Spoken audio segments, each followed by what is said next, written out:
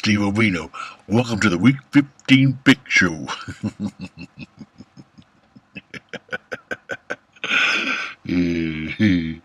Anyway, we're going to talk about Week 14 real quick.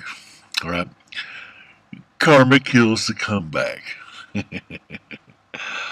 Last week, Pittsburgh Steelers were playing the Happy Fish, the Dolphins, and their Happy Fish logo on the helmets. Hate that logo.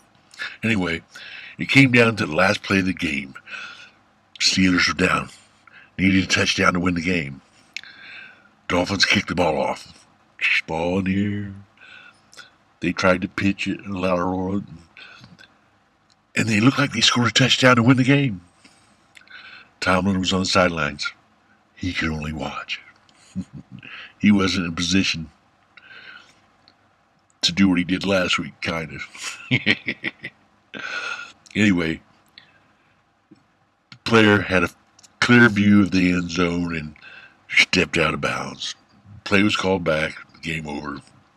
Happy Fish won. Happy Fish won. So karma kind of killed the comeback for the Steelers. Although I don't blame Tomlin for that issue last week, the week before. I mean, his was emotional, and if he had a chance to think about it, he probably wouldn't have done it. Unlike, Bella Cheater chick, his was premeditated. Yet he got fined $50,000. Tomlin was emotional, and he got fined $100,000. I still don't understand that. But that's just the NFL. Any given Sunday. But anyway, moving on. Stevo was on course to have a record week with 13 wins. It came down to Monday Night Football. Cowboys versus the Bears. And the Bears demolished the Cowboys. I should have known. Never pick homo in week or in December. Never. But I'm picking them this week. I won't learn a lesson, I guess. But anyway, the Bears had this McClown guy. I'd never heard of him before, but he ended up having an outstanding game. NFC Player of the Week. So what did the Bears do this week? They earned Stevo's Slap of the Week. They're going to start Cutler. Come on.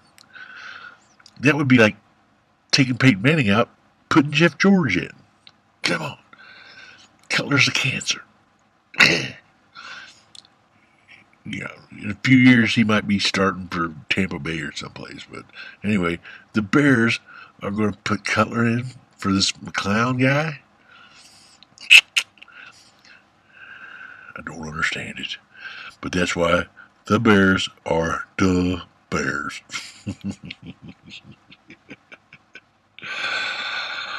Anyway, miss me, love me, trust me. Think of gravy.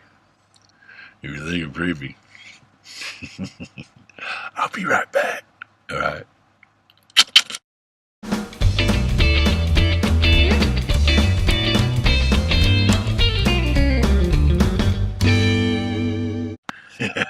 Hi, I'm back.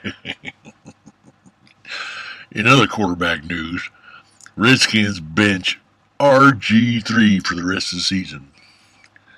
Mike Shanahan says he's done. I'm sure the people who endorse RG3 aren't very happy. ESPN's not very happy either. They're golden boy when they hyped. Said best quarterback ever. Hype. He's through. I feel sorry for the guy. Seems like a nice guy. But he's been hurt. Redskins suck. But I think Mike Shanahan was hoping for Andrew Luck in the draft, and it didn't happen. The Colts got him. I think Shanahan wanted a pure pocket quarterback. He didn't want one of these running gun type quarterbacks. They don't seem to last. They can't seem to win the big games. Like, look at Michael Vick. Great quarterback. Can throw the ball, but when it comes crunch time, a big game, he's always hurt or something always happens, and it just don't seem to last. Like Rat Boy for, the little beady-eyed dude for San Francisco. He's never going to win the Super Bowl. Whatever. I just don't understand. I don't wish RG3 bad luck. I hope he can come in and contribute and be a good quarterback, but I don't think he will win a Super Bowl. But anyway, in other Redskins news, they brought in the World War II Indian wind talkers. The old Indians who used the Indian language to fool the Japanese. To kind of get to show that the Redskins had Native Americans who endorsed the Redskin name, I guess. Best way to put it. But if you look at this picture,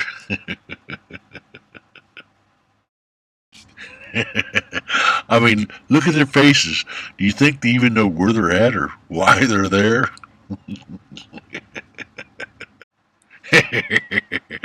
Maybe the Redskins need to change their name to the Washington Crackheads and replace Shanahan with Marion Barry. Anyway, here's some highlight picks from Week 14. I'll be right back. Hope you enjoy.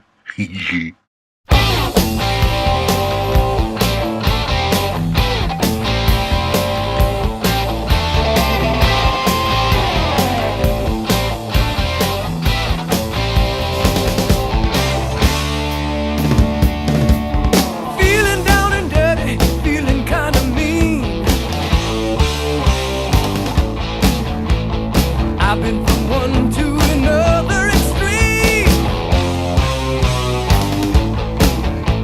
This time I had a good time, ain't got time to wait. I wanna stick around till I can't see straight. Fill my eyes with that double vision.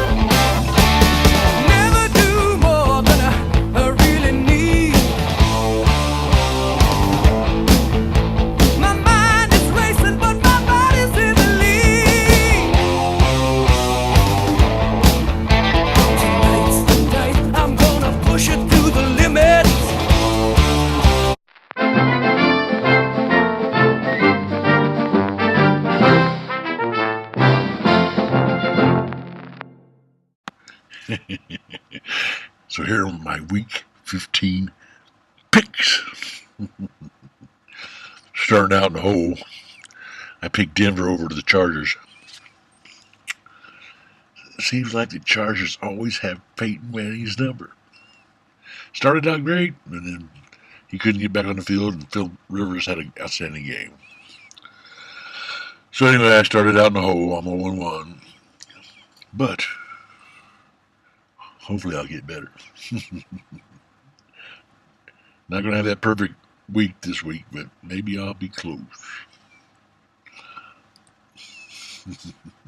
Anyway, I'm going to go with the Falcons over the American Natives. The Sea Hags over Eli Manning, who ain't coming Giants. Eagles over the Vikes. Miami over the New England Rats. Okay. Buffalo's going to beat the Jaguars. This game, I'm worried about. I'm a Colts fan deep down, true blue, but I think Houston's going to beat the Colts this week. Colts just don't have it going on, and Houston has something to prove.